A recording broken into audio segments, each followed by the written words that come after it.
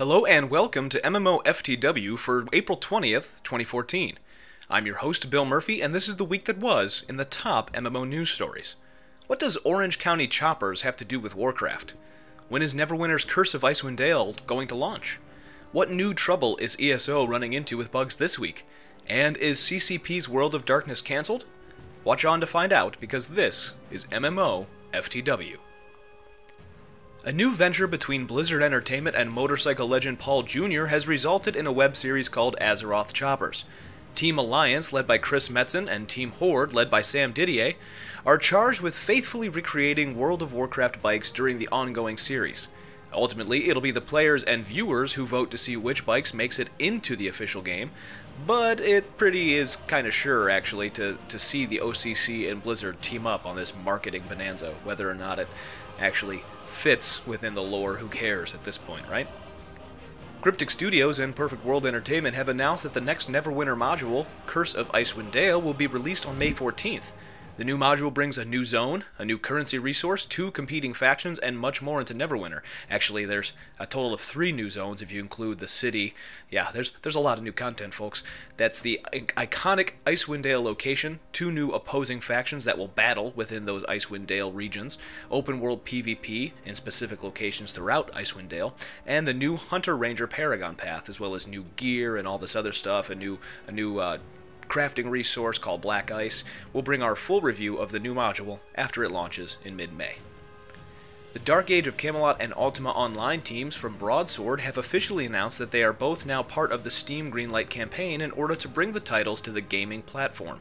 It remains to be seen whether or not the 2 venerable, old titles can make the transition to Steam, and whether or not it will matter, but either way, both pages are now live on Steam Greenlight and looking for votes, so go make your voices heard if you want to see these guys see broader appeal. The Elder Scrolls Online ran into a major stumbling block this week in the form of a bug that allows players to repeatedly copy and sell items. Rumor has it that the bug was reported during beta but was never addressed, and players are fearful that Bethesda will have to take drastic measures to contain it. Thus far, the company has merely shut down the game's guild bank, and perhaps without a game-wide auction house, there won't really be major effects on the economy. But word is, with this bug patched, there are also reports of duplicated items coming in via the hirelings for crafters. We'll update you with more info as we have it. Certainly hasn't been a smooth launch for Elder Scrolls Online. Tryon Worlds has announced that the 5th DLC for Defiance has officially launched.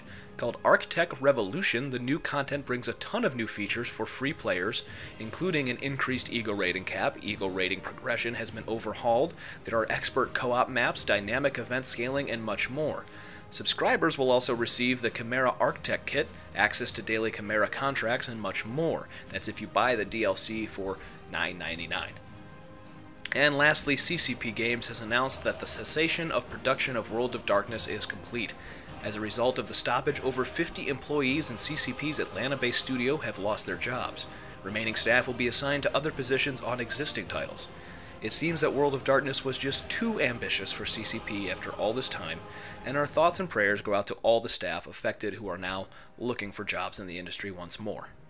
That does it for this week's top MMO news stories. Don't forget to follow us on Facebook, Twitter, YouTube, and Twitch at MMORPGcom without the dot.